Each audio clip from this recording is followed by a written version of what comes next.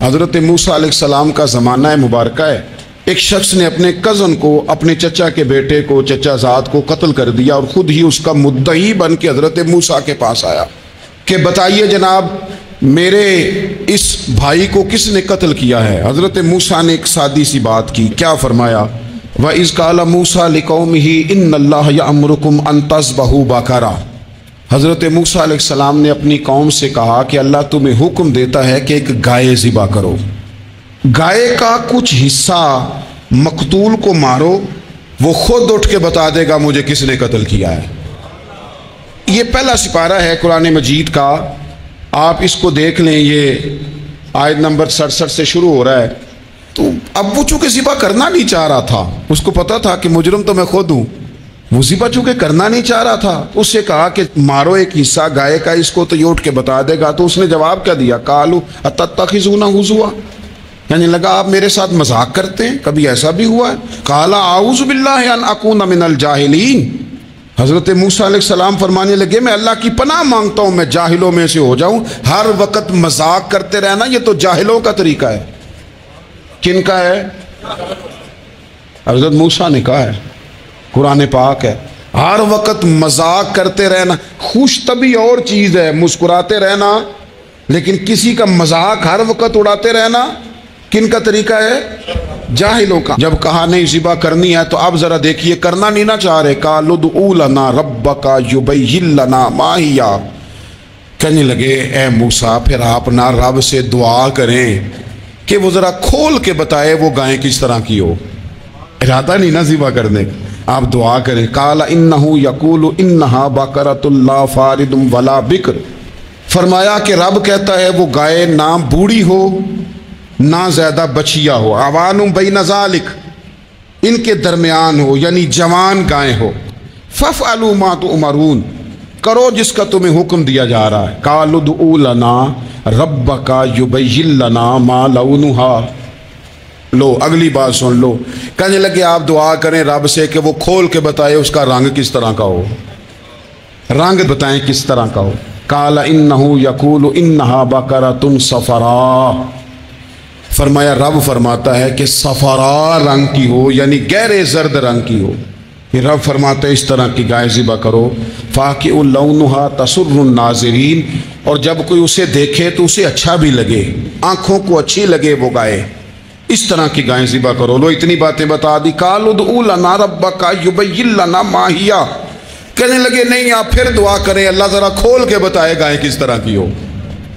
ان البقرہ تشابہ علینا، ہمیں ذرا گائیں پر شبہ پڑ گیا ہے کس طرح کی ذبح کرنی چاہیے۔ وَإِنَّا انشاءاللہ لمہتدون، اگر اللہ نے چاہا تو ضرور ہم ہدایت پا جائیں گے۔ پھر اللہ تعالیٰ نے فرمایا کہ قال انہ یقول انہا بقرۃ لا ذلول تثیر الارض، گائیں اس طرح کی ہو کہ وہ کبھی کھیتی میں نہ چلائی گئی ہو، یعنی اس کو کبھی کام نہ اس سے لیا گیا ہو۔ بیل کو لوگ لگاتے تھے نا، جو کام آج ٹریکٹر سے لیا جاتا ہے وہ گائے بیل سے لیا جاتا تھا، تو وہ کھیتی باڑی کے کام نہ اس کو لگایا گیا ہو۔ ولا تسقی الحرث، اور نہ اس سے پانی نکالا گیا ہو، نہ کھیت چلانے ہل چلانے میں لگائی گئی ہو، اور وہ جو کنواں ہوتا تھا جس کے گرد گائیں گھومتی تھی، تو کہا وہ بھی کام اس نے نہ کیا ہو گائے نے۔ مسلمۃ لا شیۃ فیہا، وہ ہر عیب سے پاک ہونی چاہیے۔ قالوا الآن جئت بالحق، اب کہنے لگے اب آپ صحیح بات لے کے آئے ہیں، اب سوال ختم ہو گئے نا، کہنے لگے اب آپ بات فذبحوہا، انہوں نے ذبح کر دی۔ وما کادوا یفعلون، پر ایسا کرتے نظر آتے، لگتا نہیں تھا کریں گے ذبح پر ذبح۔ اچھا یہ گائیں پھر ملی کیسے؟ امام خازن کہتے ہیں کہ ایک نیک آدمی تھا، تو اس کا آخری وقت آ گیا تو اس کے پاس جو کل جمع پونجی تھی وہ ایک بچیا تھی، گائیں کی بچیا ویڑی، اس کے پاس وہ ایک بچیا تھی صرف۔ تو اس نے اس طرح کیا کہ اس کی گردن پر ایک مہر لگائی، اللہ کے نام پر بطور امانت اس نے اس کو جنگل میں چھوڑا، کہا یا اللہ میرا بیٹا ایک ہی ہے، وہ بھی چھوٹا ہے، اس کی حفاظت کرنا اور میرے بیٹے کو پہنچا دینا۔ بچہ بالغ ہو گیا، اس کی ماں نے کہا بیٹا جو امانتیں رب کے پاس رکھوائی جائیں نا ان میں خیانتیں نہیں ہوا کرتی، جا کے جنگل میں آواز دے تیری گائے واپس آ جائے گی۔ उसने जाके जंगल में आवाज़ दी कि वो जो मेरे बाप ने अमानत रखवाई थी वो किधर है। वो निशान लगी हुई गायें दौड़ती हुई उसके पास आई। वल्लाहु खैरुर राज़िकीन, जब रब बंदोबस्त करे, जब अल्लाह बंदोबस्त करे तो फिर मामला और होता है। वो गाय आ गई। अब उसने क्या किया उस नौजवान ने कि वो गाय घर लाया, माँ से आके कहा कि अम्मा ये तो अल्लाह ने फजल कर दिया। माँ कहने लगी पुत्र हालात हमारे ख़राब हैं, मंडी में ले जा इसे बेच दे, लेकिन सौदा मेरी मर्जी के बगैर तय ना करना। किसकी मर्जी के बगैर? किसकी? अम्मा की मर्जी। ओ सुनो यार, थे कुछ लोग जिनको लोगों ने ताने भी दिए कि तुम माँ के पीछे लग गया है, लोगों ने बड़ा कुछ कहा, पर जो माँ की मर्जी पे लगे नाकाम नहीं होते जिंदगी में। ये देखो माँ की मर्जी पे लगा। उसकी कीमत कितनी थी गाय की? बड़ी महंगी थी, पर 3 दिनार की थी। मंडी में ले गया, 3 दिनार उसकी कीमत लग गई। तो माँ ने कहा था मेरी मर्जी के बगैर सौदा ना करना। अब बच्चे तो नहीं ना मानते, अम्मा को क्या पता बाहर बिजनेस क्या है, लेन देन क्या है, पर माँ ने कहा था मेरी मर्जी। बंदा दे रहा है उसे 3 दिनार, उसने कहा जी मैंने तय तब करना है, डन तब करना है, पहले अम्मा से पूछना है। घर जाके अम्मा से पूछा, अम्मा कहने लगी दे दे। वापस आया तो उसने कहा कि मैं 6 दिनार देता हूँ पर मेरी शर्त है, माँ से नहीं पूछना। उसने कहा तू 12 भी दे, डन तब भी होना है जब अम्मा ने कहना है। वो जब इस तरह की उसने गुफ्तगू की, वापस अपनी वालदा के पास गए, कहने लगे अम्मा समझ नहीं आती, 3 दिनार की गायें बंदा 12 में खरीदने को तैयार है, शर्त लगाता है कि अम्मा से नहीं पूछना। तो वालदा कहने लगी पुत्र पहले उससे जाके पूछ क्या वो है कौन,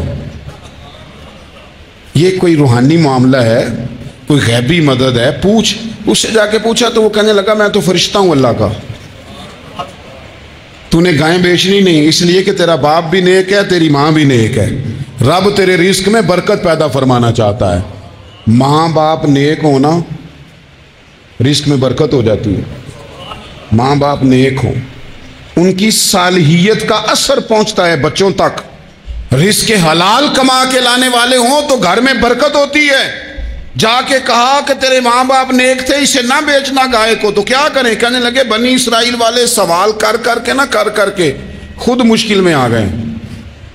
अब वो ऐसी गाय जो जवान भी हो, यहाँ तो हर गरीब आदमी अपनी गाय यहाँ लगा देता है, खेती बाड़ी में यहाँ लगा देता है, कुएं में पानी निकालने में, तो यहाँ तो हर एक की गाय। तो ऐसी गायें जिसका रंग भी इतना प्यारा हो, ज्यादा बूढ़ी ज्यादा बच्ची भी ना हो और अभी तक खेत में भी ना लगी हो, वो सिवाय तेरे कहीं नहीं है।